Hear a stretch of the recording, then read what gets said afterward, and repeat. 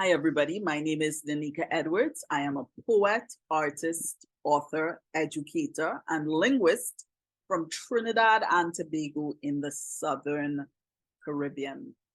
And I'm doing a series of videos about how I manage my mental well-being. I'm sure people would have all kinds of different ways that they manage their mental health. For example, my mother loves to garden. That's a great way to manage mental health, being out with the plants and in nature and, out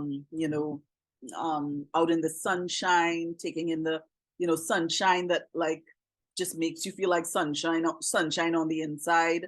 For some people, it's sports, they love going to the gym, getting those endorphins going. I don't like to garden. My mother's always trying to get me into the garden. I don't like it, so I, tend not to do it.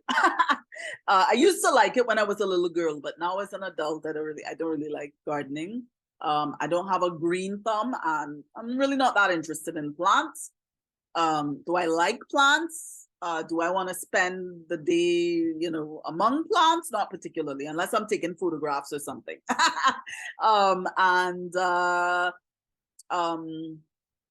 I like going to the gym? Not particularly, for all kinds of different reasons. Like I've had experiences here in Trinidad where I'm just straighten this up a bit. Yeah. I've had experiences in Trinidad where you go to the gym, and if you're not the classic Coca-Cola bottle shaped lady, sometimes the guys who are supposed to be helping out have no time for you. Like, so I don't like that. Plus, I don't like the gym because I don't understand how to use equipment. A lot of the times I can't do aerobics because even though I love to dance, I never could quite keep up with the what to call it, the spontaneity of aerobics, when they suddenly switch the pattern and all of that. By the time they switch the pattern, I now catching the last pattern they came up with, right? The last exercise. So I don't like aerobics. And what I do love though is walking. I do love walking. I do love things like ping pong, badminton, lawn tennis. Like I remember the last time I played lawn tennis. I love swimming. I love swimming because it's low impact. Anyway, I'm going off topic. I haven't even gotten to the topic yet and I'm going off topic. So my tip for today, what I do really love for sure, is the arts.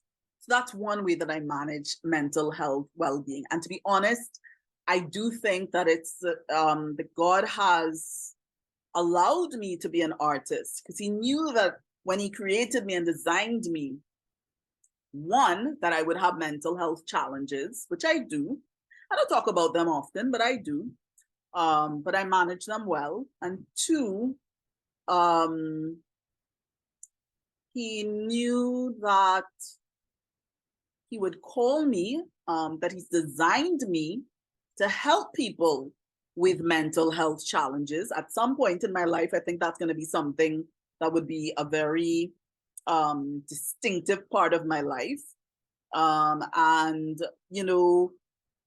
it's kind of like, the way I see it, it's kind of like Jesus coming down to earth to experience, partly, obviously to save us, but also to experience what it's like to be human. He knows what it's like to be human because he was human.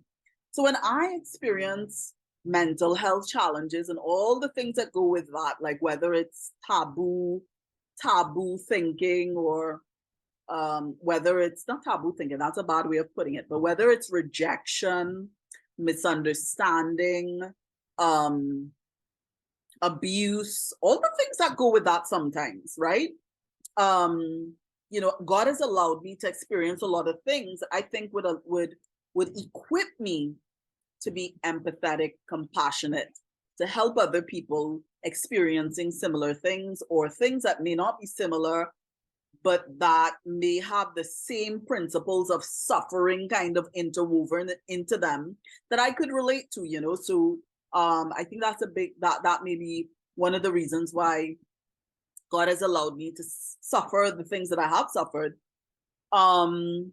And additionally, there was another thought in my mind. What was it?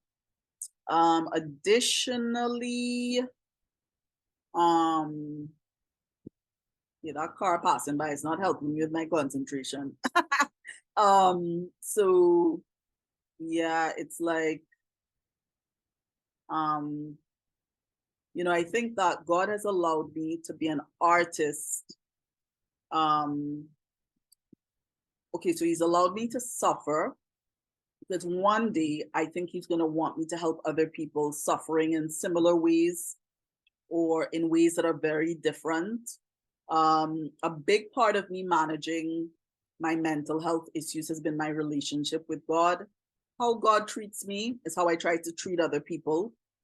But anyway, a big part of me managing my mental health issues would be the arts, right? So I'm an artist. I paint, I draw especially, and I collage. Collaging is probably my signature medium, right? And those things just make me feel good. When I'm doing art, I feel good. I get lost in the moment. It's also like a real boost, a real confidence booster, when I know that I'm good at art, makes me feel good, when you know that you're good at something. It doesn't have to be art, could be anything, right? But it's not just art that I love that makes me feel good. I love to dance. A lot of people don't know that. I love to dance. I'm like a chair dancer. I'm like, I kind of, you know, I'm one of those sing in the shower and dance like nobody's watching kind of person, right? So I love to dance. Yeah, I got some rhythm. I mean, it's nice to be, that's one of the nice things about being Black, gotta say. Anyway, yeah, so music, art, dance, music. I listen to a lot of music, whether it's secular or Christian. That makes me feel good. And a lot of it, a lot with music is very mood dependent, right? So for example, if I'm in a battle and I really want to get myself real spunky and pumped up, I might listen to something like Marshall and um, Bungy's Bus Head, which is about stick fighting, right? I love that song. I think it's brilliant, right? If you've never heard that song and you can handle music that is kind of edgy, I would recommend you check that out. Bus Head by Marshall Montano and Bungy Garlin. Garlin as in, I think it's Garlin, right? So you could check that out, right? But then sometimes you might need something a little soft, a little soothing, like classical music or soft Christian instrumental or something like that, right? The other thing is I used to be big into photography, not as much anymore, but it's just because I don't know, I need to get a new camera. Maybe that's a big thing. I need to get a new camera, right? But I love when I have a camera, and I don't want to use my cell phone camera. I just feel like the resolution and the things you can do with a cell phone camera just, yeah, they don't do it for me, right? But photography was something that made me amazingly happy, right? I would forget about the rest of the world when I had a camera in my hand, right? I think I get that from my father. He used to be very much into photography.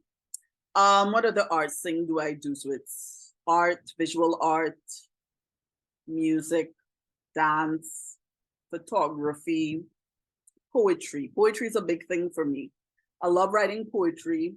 And I have had a couple experiences where in the process of writing a poem, a feeling of depression may lift, right? Feeling of depression may lift and just evaporate. Or in writing a poem, God would comfort me by inspiring me to write something that somehow lets me know that he understands exactly how I feel when nobody else understands. Because sometimes you go through things like that where you're going through something that you either can't discuss it with anybody, or even if you do, people just don't understand, so they can't give you the empathy and the compassion that you need. But I've had times when God has let me know, like, yeah, and through the arts, right, where he would let me know, yeah, I know that nobody else understands how you feel, but I understand how you feel. I had an experience like that recently, not through my work, but through somebody else's work. Like I was listening to Chandler Moore's, oh my gosh, what is it? It's a song that along the lines of nobody else understands, but you understand. That kind of, I forget what it's called, right? Chandler Moore. You understand. I think that's what it's called. You understand. And it plays on a loop. There's a video on YouTube where that song plays on a loop for like about 3 hours. I think I listened to the song for a whole 3 hours and belted it out as if that song was me talking about myself, because it was. You know, Chandler Moore, thank you so much for writing that song or singing that song. I don't know who wrote it, but you sung it. Man, I love that song. And when I sang that song, and when I found the song, God allowed me to find that song on YouTube. I don't know how it turned up in my feed. I don't know how YouTube macros your business so much that you almost feel like they're reading your mind. Because sometimes I just think something, I don't even say it out loud to anybody, and somehow it pops up on YouTube. I don't even understand how they do that. But anyway, Chandler Moore's song popped up in my feed. You understand. And that was just like a couple months ago, 4 or 5 months ago, that song popped up in my feed. And man, I sang that song like if there was no tomorrow. I put my soul into that song because that's how I felt. Like nobody else would understand the frustration that I was feeling at that point in time. But God was saying that he understood.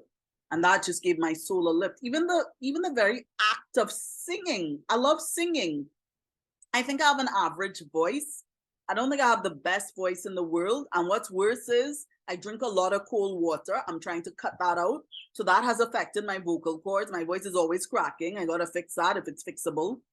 But even just singing, and singing would be part of the arts, right? So not only listening to music, but actually singing, that makes me feel good. That makes me feel really good, you know?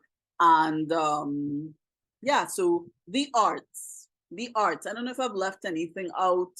Of course, the arts could be many other things. Some people do sculpting, some people do knitting, you know, crocheting, you know, textile art, all kinds of different things, right? So the arts in general provide soft power value, you know, things that you can't really measure, and yet you can feel an intangible or tangible effect from them. That's what the arts do for me. So that's it for this video. Do you use the arts in this way? Would you use the arts in this way? Oh, by the way, one thing I have to add is that one of the ways, and you know, one more thing that I need to add is that one of the ways in which the arts has been really valuable for me is offering me a space within which I can bond with my nephews. So like, especially my smaller nephews. For example, one of them, we used to love to color together, you know, literally sitting squashed side by side in the seat. As you can see, this seat is made for one person, right? One person. My nephew insisted we both had to squeeze in this seat, right? Squeeze in this seat and color together, because we just had that bond, right? Unfortunately, we're not allowed to do that anymore, which makes me kind of sad, but that's a long story. I won't even bother to get into that. But that's one way that, you know, we bonded. We bonded too because I used to do coloring pages for him, like draw coloring pages by hand, because he loves to color, but he didn't really like to draw at that point in time. So I used to do a lot of coloring pages for him, and it allowed us to really bond as auntie, nephew. The other thing is, my nephews and I, all of my nephews, but definitely the younger ones, we share a love of music. So when I find music that I really like on YouTube, you know, whenever they come over, I don't see them that often, but when they come over, I would, you know, when I know they're coming, I make a mental note that I have a song that I really like that I want to show them, whether it's Christian or secular or whatever. And so we bond in that way as well. So the arts, I mean, there's so many possibilities for the arts, whether you enjoy them therapeutically on an individual level, or whether you know, share them with somebody else. You know, the arts are very therapeutic. One field that I'm really interested in is expressive arts therapy. Some people may have heard of art therapy. Art therapy is where a specially trained counselor would use art to help someone process their feelings and explore their feelings and resolve issues, inner issues in a non-threatening way, in a non-intimidating way. The value of that is that, as I've heard, is that the arts allow you to express yourself in non-verbal ways. So sometimes people don't like talking about their feelings, but they might be willing to draw or write or write a poem or something. But most people know about art therapy, which is like visual art therapy, like counseling and resolving issues, emotional issues, psychological trauma, things like that through visual art. But there's something called expressive arts therapy, which would use any art form to do the same thing. So whether it's music, there's something called music therapy, poetry therapy, dance therapy, drama therapy. There are all kinds of therapies, right? Creative writing, it doesn't have to be poetry, could be prose, could be photography, could be journaling, could be anything, right? Expressive arts therapy is a field of study. I think it's fairly new compared to other fields of study, but I think it's a wonderful way for people to deal with their mental health challenges. I know, if I'm not mistaken, about a year or two ago, I believe I read on BBC online that the British government at the time, I don't know if they're still doing it because now there's a different government, but at the time they were considering trying to start reducing people's dependence on pharmaceutical medication in favor of artistic therapeutic interventions that can have the same effect, but obviously not the same side effects, right? So there really is scope, I think, for this kind of expression and therapeutic remedy for whatever may ail us emotionally, sometimes even physically, right? So that's it. The arts. One of the things that I use to self-medicate, emotionally speaking.